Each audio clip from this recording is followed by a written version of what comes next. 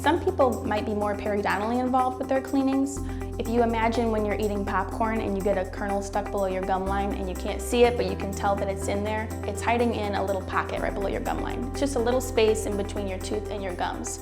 If we're not brushing right at our gum line, if we're not flossing daily, and we're also not coming in regularly for cleanings, it's really, really easy for that bacteria from our food to build up below the gum line and make our gums really red and puffy.